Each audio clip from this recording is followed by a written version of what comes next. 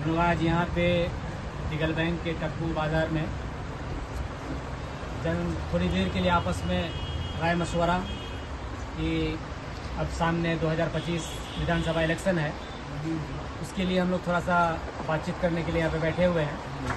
तो सामने इलेक्शन है, विधानसभा इलेक्शन है, हम लोग को अब 2-3 महीने में वोट भी देना है। तो अब हम लोग विचार किए हैं कि क्या करना चाहिए, किधर हम लोग को कहाँ वोट देना है, कैसे क्या करना है, उसके बारे में हम लोग यहाँ थोड़ी देर के लिए बैठे हैं। तो इंशाल्लाह जो कुछ भी आप लोगों के किसी के दिमाग में चल रहा है, अपने अपनी राय दे सकते हैं। मेरा ये राय है कि तेजस्वी की लागत गठबंधन में हम लोगों को MIM को मैंने गठबंधन में नहीं ले रहा है। और फिर वजह क्या है? मुसलमान का वोट चाहिए, उसको बड़ा मुझे ये है, देखिए ये समझने की बात है, बहुत पॉइंट की बात आप पूछे हैं नसीम भाई, आप बहुत पॉइंट की बात पूछे हैं।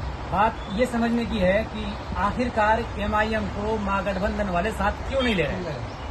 क्योंकि MIM समझिए कि बहुत बड़ी पार्टी हो गई है अभी फिलहाल के लिए, क्योंकि इससे पिछले वाला 2020 में वो 5 सीट निकाले हैं, तो उनका जनाधार है, उनका जनाधार अभी है। और इस इलेक्शन में और जनाधार हो इसलिए होगा कि अवैसी साहब जो पुलवामा में जो अटैक हुआ है उस पर जो अपना पक्ष रखे हैं, तो हमारे हिंदू सेकुलर भाई भी उसको सपोर्ट कर रहे हैं। तो अब वो ये देखते हुए लग रहा है कि MIM अभी बहुत मजबूती में है। तो अब ये जो सवाल किए हमारे नसीम भाई कि MIM को क्यों नहीं ले रहा है, ये जरा सोचने की बात है हम तमाम सेकुलर मिजाज और मुसलमान भाई और हिंदू भाइयों कि असद अवैसी साहब भी बोल रहे हैं, अख्तर साहब भी बोल रहे हैं कि हमको विपक्ष को यदि रोकना है, बीजेपी को अगर रोकना है तो हम लोगों को गठबंधन में आना ही पड़ेगा, और गठबंधन में आएंगे तभी रोक सकते हैं। और तेजस्वी जो ख्वाब देख रहा है कि हम मुख्यमंत्री बनेंगे, ठीक है, आपका ख्वाब देखना थोड़ी देर के लिए ठीक है, समझ में आ रहा है। तो आप मुख्यमंत्री तब बन सकते हैं जब आप MIM को साथ में लेंगे। MIM जो पिछला मर्तबा 5 सीट निकाला है, इस मर्तबा जनाधार उसका ज्यादा है, और आप उसको नहीं ले रहे हैं, क्या समझ के नहीं ले रहे हैं? तो ये समझ में ये आ रहा है कि इसलिए नहीं ले रहा है कि उसको मालूम है कि अगर हम अवैसी साहब को ले लेंगे गठबंधन में तो वो 10 से 12 सीट लेगा, या अगर 5 भी सीट अगर उसको हम दे देते हैं तो 5 सीट निकालेगा। अगर 5 सीट निकाल लेता है तो वो मेरे साथ में हो गया। अगर मेरी सरकार बनती है तो कुछ ना कुछ मंत्रा लेगा वो, और जब मंत्रा ले लेगा तो MIM का जो भी कैंडिडेट होगा वो बहुत ईमानदार होता है और बहुत जोशीला होता है और पढ़ा लिखा होता है, तो वो अपना सीमांचल के लिए काम करवाएगा और वो अपना हक लेगा। और वो हक जब लेगा तो मुसलमान क्या समझेगा कि भाई हमको तो अब किसी को वोट नहीं देना कि मेरे लिए तो ये MIM लड़ रही है। तो उसके बाद क्या होगा, सारा मुसलमान की वोट क्या होगा, MIM की तरफ शिफ्ट हो जाएगा। जो 18% हम लोग है ना मुसलमान, वो सारा का सारा MIM की तरफ शिफ्ट हो जाएगा। जब MIM की तरफ शिफ्ट हो जाएगा तो तेजस्वी का कुछ भी बाकी नहीं रहेगा, क्योंकि वो 17 में है, 17% आबादी है उसकी, और उससे आधा सब तो वो बीजेपी में वोट देता है।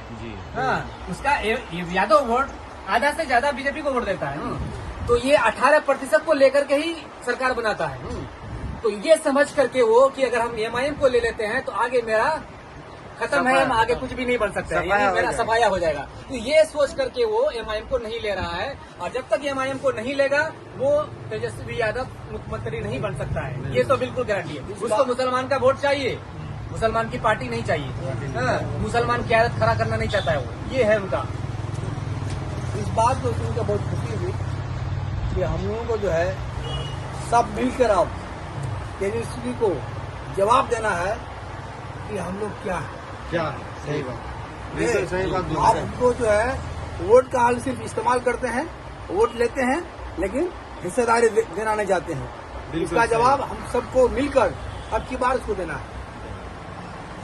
इस बार ठाकुरगंज विधानसभा में भी हम लोग सब पब्लिक जो है, हिंदू मुस्लिम सब, दलित आदिवासी सब मिलके भी ठाना है कि हम लोगों को इस बार MIM को ही जिताना है। और ठाकुरगंज विधानसभा से MIM का जो भी कैंडिडेट हो, जो भी हो, उम्मीदवार तो बहुत है, लेकिन जिसको भी पार्टी टिकट देता है हम उसके साथ है, हम बैक करके उसको हम कामयाब करेंगे ठाकुरगंज विधानसभा से।